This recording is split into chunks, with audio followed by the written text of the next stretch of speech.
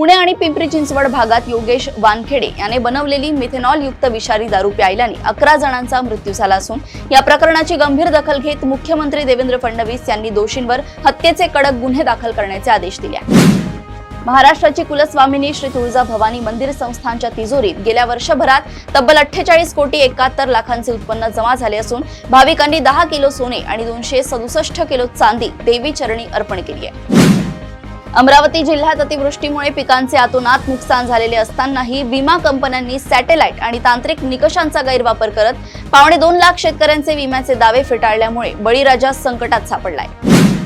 मुंबई महापालिकेच्या आरोग्य विभागात बनावट कागदपत्रांच्या आधारे तयार करण्यात आलेली 10,000हून अधिक बोगस जन्म प्रमाणपत्रे पडताळणीत उघडकीस आली असून पालिकेने ही प्रमाणपत्रे रद्द करण्याचा प्रस्ताव राज्य सरकारकडे पाठवण्याची तयारी केली आहे। यंदा महाराष्ट्रात सरासरीच्या केवळ 94% पावसाची शक्यता असून एल निनोच्या प्रभावामुळे मान्सूनच्या काळातही नागरिकांना तीव्र उष्णतेच्या लाटेचा सामना करावा लागण्याचा अंदाज हवामान विभागाने वर्तवला आहे। अन्न औषधांमधील भेसळ आणि बनावट उत्पादनांना आळा घालण्यासाठी FDA आयुक्त तुकाराम मुंढे यांनी नागरिकांना त्यांच्या अधिकृत इंस्टाग्राम हँडलवर थेट तक्रार नोंदवण्याचे आवाहन केले आहे। मराठा आरक्षणाच्या मागण्यांसाठी नेते मनोज जरांगे पाटील 30 मे पासून अंतरवाली सराटी येथे पुन्हा आमरण उपोषण सुरू करणार असून त्यांची मनधरणी करण्यासाठी सरकारचे एक शिष्टमंडळ आज त्यांची भेट घेणार आहे।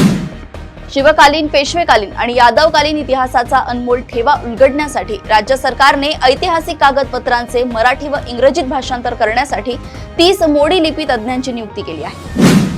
आगामी 21 जून 2026 रोजी होणारी नीट UGची पुनर्परीक्षा सुरक्षित आणि पारदर्शक करण्यासाठी प्रश्नपत्रिका केंद्रांपर्यंत पोहोचवण्यासाठी केंद्र सरकार भारतीय वायुसेनेची मदत घेण्याच्या विचारात आहे।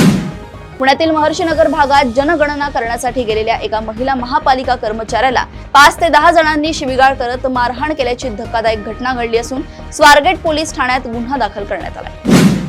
प्रदेशातील अशाच टॉप 10 बातम्या मी ऐश्वर्या आपल्यापर्यंत घेऊन येत राहील। तोपर्यंत बघत रहा देशोन्नती। नमस्कार।